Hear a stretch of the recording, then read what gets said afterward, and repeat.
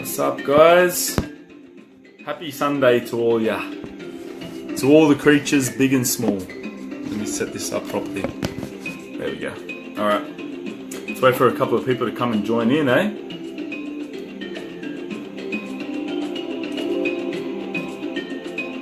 Got a bit of African music in the background, huh?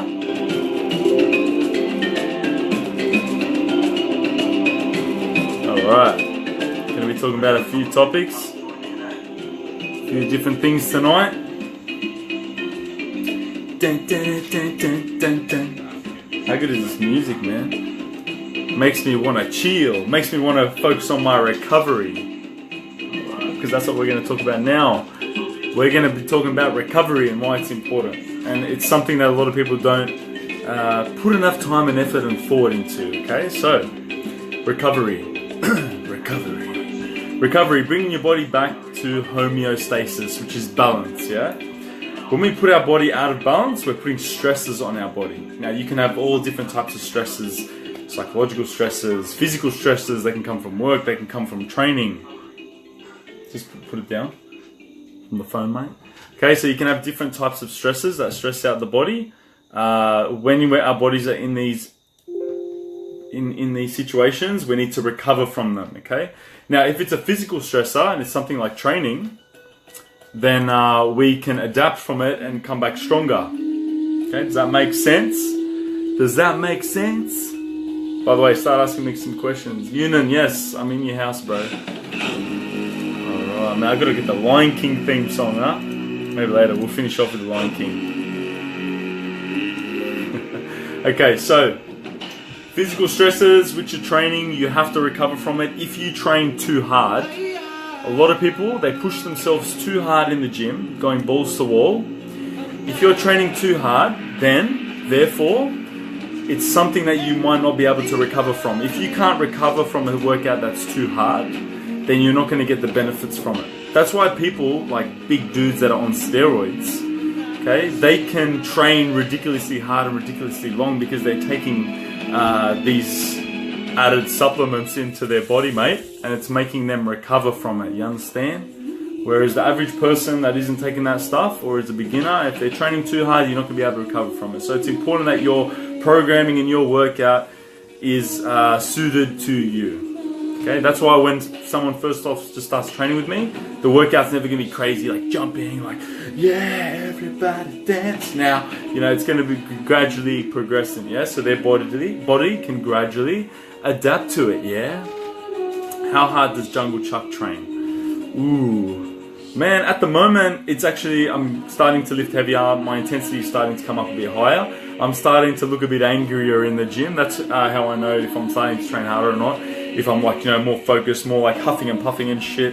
Looking a bit more intimidating, but training harder now. Last year, I did go through a bit of a period where I wasn't really training that hard. It was more for maintenance of my body. I was just trying to feel good, you know what I'm saying? But now I am starting to train hard. I'm starting to feel good, you know. That trip to Africa, hence why I got the African music in the background, mate.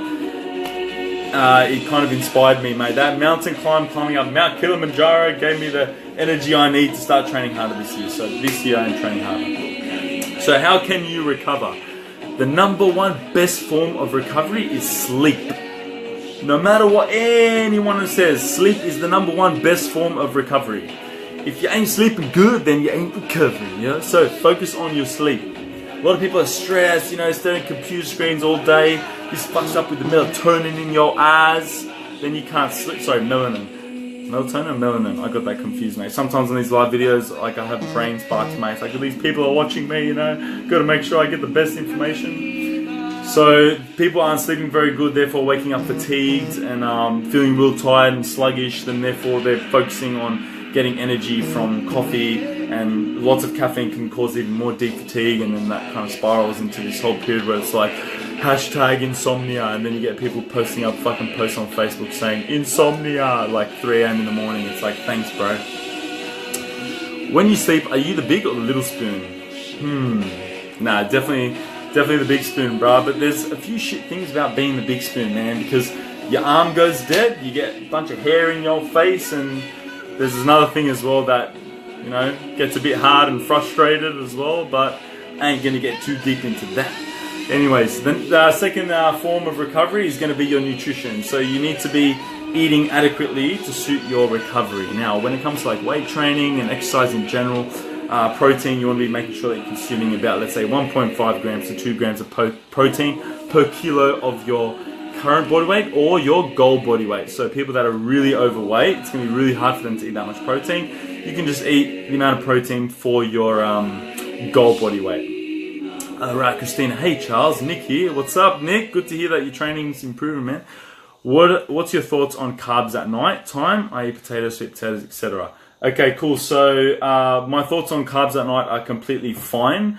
At the end of the day, when it comes down to the goals, let's say when we're talking about fat loss or muscle gain, it all completely comes down to your calories.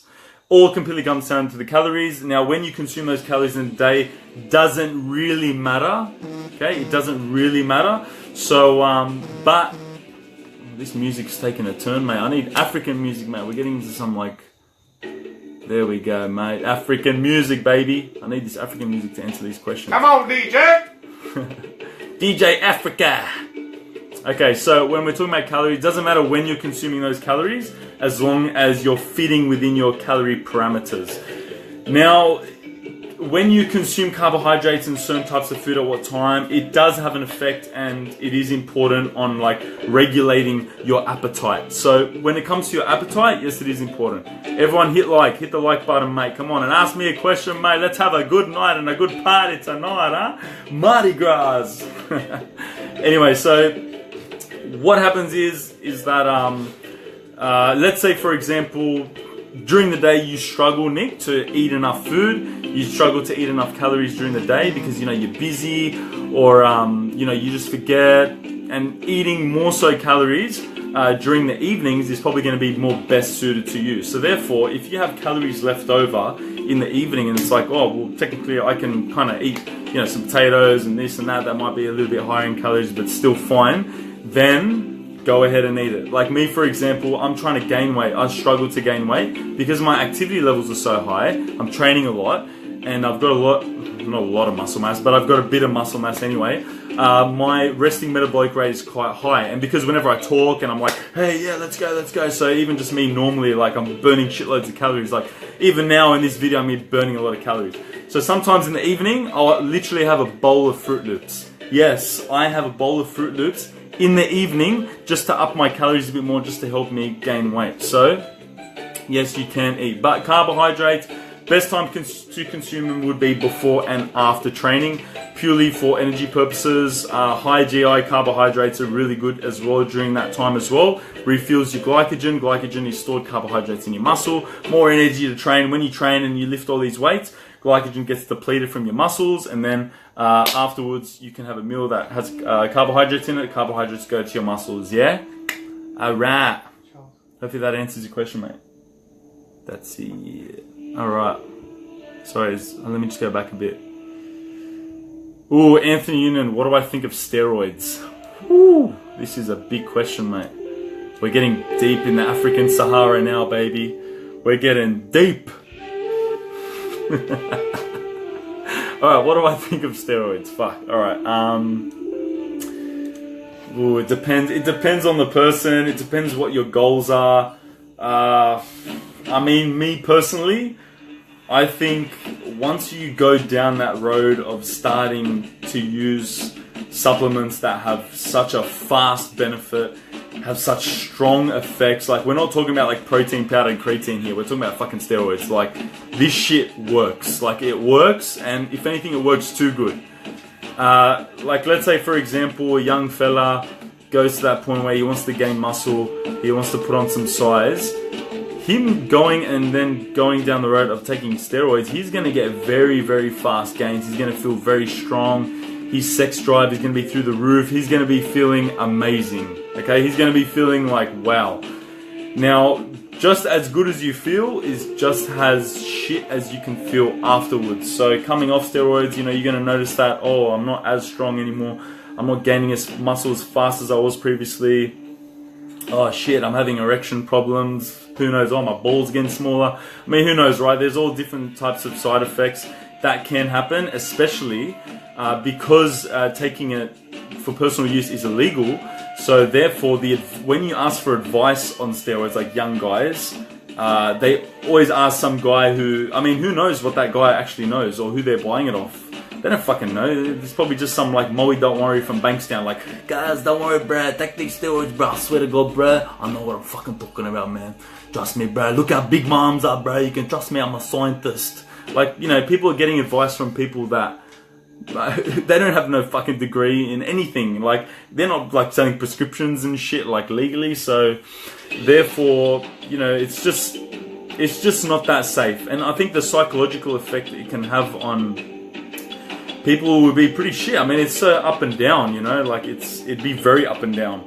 Like you're getting people that are feeling so high then feeling so low. Like you can almost compare it to other drugs, right? But at the end of the day, there is a way to do them moderately and safely and under the guidance, and that's pretty much what high-level athletes do. Like high-level athletes will be getting advice from like doctors, really experienced coaches and things like that.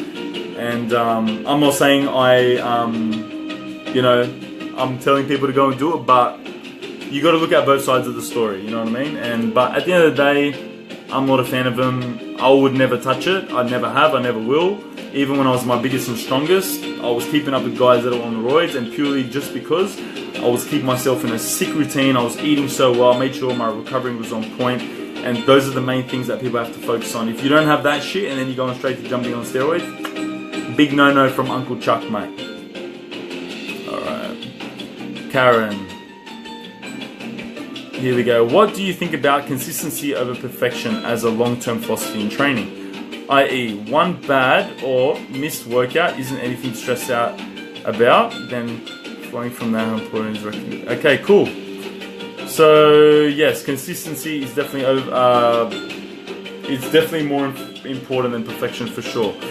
So I think that any training program, no matter how scientific or cool it looks and how like, oh, this is what you have to do in this one day and progressive overload, you always have to put into context and put into consideration reality.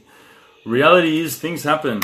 People go overseas, people travel to Africa and people travel to Pakistan and lose fucking 7 kilos, and people have kids, people have all these things. This is normal. This is a normal part of life. A program has to fit in someone's normal part of life. So we want to expect that in the year, you're going to have some missed days. You're going to have some weeks where you didn't train so well. You're going to have some periods where, you weren't training that hard and things like that. And that's normal. That's fine. I mean, you got to treat your training just like your work, like if you're running a business or if you're trying to achieve really good things in the workplace, some weeks you might do really well, some you might go through a bit of a downswing, blah, blah, blah. I mean, who knows, right? It's just, you definitely want to keep that and put that into consideration. So it's normal. It's definitely more normal, and it's definitely nothing to stress out about. Definitely nothing at all. I'm a perfect example of that. Fucking how old am I now? Okay, 4 years ago, I was stronger than what I am now. 4 years ago, I had more muscle than what I am now. And yeah, when I look back at photos of men when I was bigger and stronger, it does kind of make me feel like, fuck man, like, what happened to me? What happened to this? What happened to that? But it's normal. Like in the past 4 years, I've worked harder. I've been traveling a lot more as well, I'm putting more time into other things. I'm still training. I'm still always training 5 days a week, but I'm just not training as hard. And, if I do want to go back and get those results and start training hard again, I know what I have to do. I just got to get myself into the habit, yeah? And it's all about priorities, you know what I mean? But training and health is still part of my priority. How important is record keeping for your training? Record keeping is important. Just so you know what's happening, it's very important to know what's happening. I mean, record keeping with your training is very similar to your income. It's like your earnings and expenses, yeah? Let's say your expenses would be, your nutrition, where your earnings would be your training. If you're keeping a record of that, you're going to have a better understanding as to what's happening with your money, rather than thinking like, oh, but I don't spend much. Where the fuck's all my money going? Well, maybe if you kept the record of it, then you would know, right? Same shit. Alright, Nick, no worries, man. You're welcome. Hope that answered your question, man. Christina, is there a thing as too much fruit? I eat about 3 pieces of fruit a day. If there's anything like that that exists, then I am definitely a culprit of eating too much fruit. I eat so much fruit simply because I like fruit. I love fruit. I love the taste of it. It makes me feel good. But is there a thing as too much fruit? I mean, there's probably some study out there that's like, oh, the fructose and the acidity made summer, but I mean, it depends on the person, you know what I mean? It depends on the person. There's such a thing as too many calories. There's such a thing as majority of your calories coming too much from carbohydrates and sugars. That doesn't mean sugar, carbs, or fruit is bad. But is there such a thing as too much fruit? No. Is 3 pieces of fruit a day too much? Definitely not, man. I'm like 3 times more than you, Christina, so I wouldn't stress. What's up? What's that for the music? It is African music.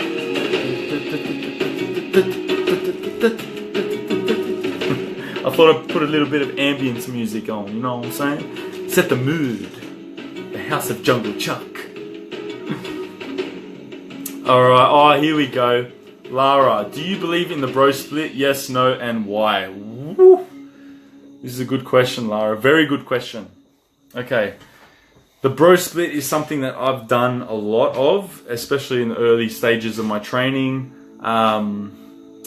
Okay, so what's the question? Do I believe in the bro split? The bro split does work. It does work, right? But it's not the best way of doing things, you know? It's like, okay, there's a village here, we are here, there's a mountain, or there's a pathway that goes around. Okay, you can get there, you can go over the mountain or you can go around it, mate, but there's an easier way to do it, you know what I mean? There's a more efficient way of doing it. So that's why I think rather than splitting up like arms one day, shoulders one day, this and that, you're going to get better results more so doing more full body days. This doesn't mean doing the same muscles every day. It doesn't mean like squatting every day and fucking training your hamstrings every day. But you could split it up into like, let's say 3 days a week. You do 3 quad dominant exercises. Let's say like a back squat, and then like a lunging variation here. Okay. Then on these 3 days you do, let's say you want to build up your chest. So 2 bench press, 1 incline. And then you do some accessory stuff like triceps, then some delts at the end. Okay, then on this day you might do some abs and calves. And then on these 2 days, that's when you train back. That's when you do maybe a sumo deadlift, Romanian deadlift on this day. So at the end of the day, it all comes down to the overall volume of your muscles that you're training per week. Okay, so let's say I had a whole program, I had 5 days. I'm throwing all these different exercises in each day, lots of compound shit. And then what I do, all those exercises, let's say I do 3 or 4 sets each. I calculate for each muscle group the amount of sets that I'm doing for each muscle group, the amount of working sets. And then what I want to do is for my next program is make sure that the overall volume is increasing. I hope that makes sense. Sometimes when you train one muscle in one day, you're only giving yourself 1 day to train that muscle, right? And if you do shoulder press, yeah, you're going to be able to bang out as heavy as possible in the work, and the muscle is going to be like feeling strong. But if you continuously thrashing shoulders after that, your shoulders are going to be very fatigued. So for the second half of your workout, you're not going to be able to lift as heavy. You're not going to be able to engage the muscle as much because it's fatiguing a lot. Therefore, the quality of the workout's going to be more likely to drop off as well. So bro split, not the best way. Alright. Did that answer your question, Lara? Sorry. Am I answering everyone's questions good, or are my hands just going too nuts, mate? Lots of body language here for anyone that is deaf, obviously. Charles, how long would you recommend to stretch before and after a workout? Good question. When you stretch before a workout, you're stretching to be mobile enough. What I mean by mobile is flexible enough to be able to get into good positions for your exercises. For example, let's say you're about to do squats, but whenever you squat, your knees come in. Whenever you squat, you find it hard to keep your back tensed hard. So what you do is you would stretch your chest before the workout, and you'd stretch your adductors, which are the muscles inside the legs, prevent your knees from coming in before the workout too. depending on how many mobility issues you have, depends on how much mobilizing you need to do.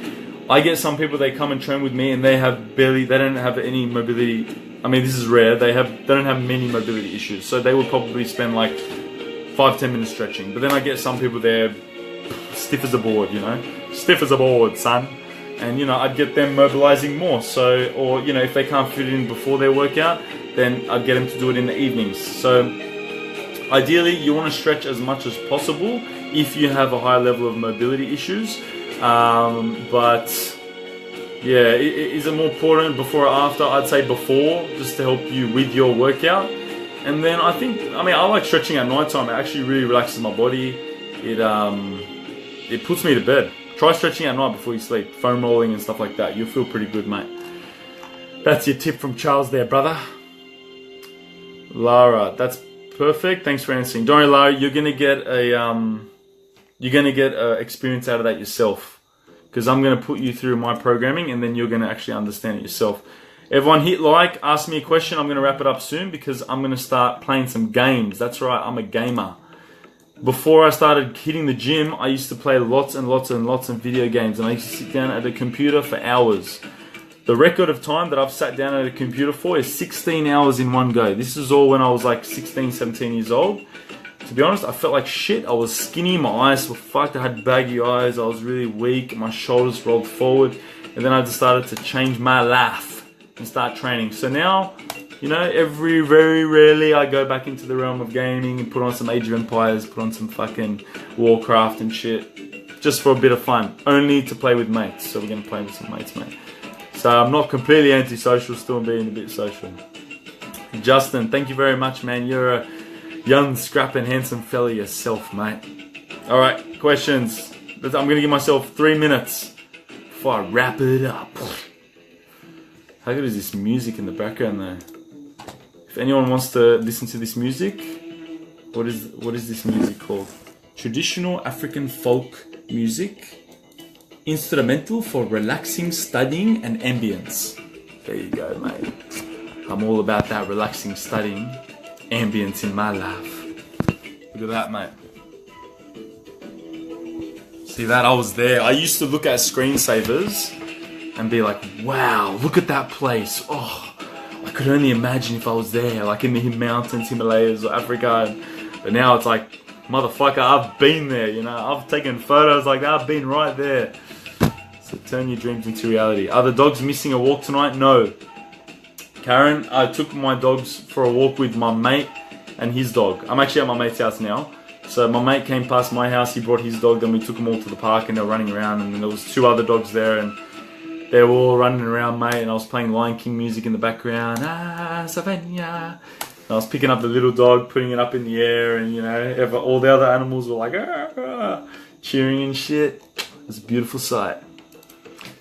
Alright, questions. Gotta be stressing for the questions, because otherwise, this question might just feel like it's a blessing, because you're helping me and I'm helping you. And right now, we're part of a social network crew, because we're all about putting a pat on the back. You know what I mean? Because Charlesy boy is brown and he certainly ain't black. Lara, what supplements do you recommend, if any? Whey protein. Simply just to hit your protein requirements. Protein is important when it comes to muscle gain and fat loss, so protein's important. Other supplements, I'd say more so if you're deficient in something, then you would supplement it. Otherwise, look, I'm not big on supplements. Creatine is like, try it, see if it works. Amino acids, a lot of studies are now not showing that they're not that beneficial at all. It's just, you're just better off having protein. Fat burners, definitely not. I mean, fat burners, all they really do is just give you false energy, like caffeinated energy, and that kind of makes you move more and that makes you burn more calories just because you're moving more. Because when you're in balls deep in a deficit, your body will naturally try to preserve more energy and not move around that much. So when you're taking fat burners, it just makes you move more. So you're better off getting a step tracker and just tracking your steps and making sure you're hitting enough steps in a day, rather than wasting money on a fucking fat burner. apart from that, I mean, there's like L-carnitine and things like that. I mean, look, there are going to be people that say it's worked and things like that, but I think for anyone that is trying to achieve results, it's always better just to stick to the basic fundamental shit. You know, if you haven't got that stuff down pat, if you haven't got that stuff already inbuilt into your repertoire, then there's no point looking for supplements unless you're like deficient in something and it's just more convenient. But let's say if you're taking fat burners but you're not even in a calorie deficit, then I wouldn't recommend it. Fish oil, yeah, Karen, there you go. Fish oil is good.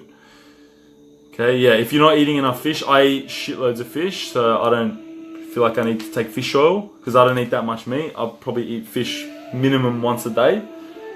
So yeah. Alright, 8 people, hit like, ask me a question. You got 1 minute, mate. Oh, this is getting deep. I listen to this music when I'm like on the train. You know, I'm just like on the train, you know, looking out and seeing the world pass by, mate, and I'm just like, what country am I gonna go to next?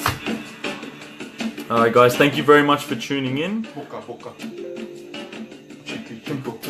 I'll be live another time this week. Otherwise, just so you know, Facebook is changed the algorithms. So whenever you see one of my videos, mate, hit like. They're making it hard for business pages now to reach more people. So a lot of people now, they've been seeing me like, Charles, I haven't seen many of your videos recently. And it's like, yeah, man, fucking Facebook, yo. You know, they're trying to stick it to the man. So make sure you hit like on my video, show some support. If you want me to keep bloody doing them anyway. Alright, thank you very much. Have a good night. Have a good week. Take care of yourselves. Happy training. I hope this information was helpful to you all. And yeah, peace and love, everyone. After all, that's why we're all here, eh? Spread that positivity. Yalla, yalla.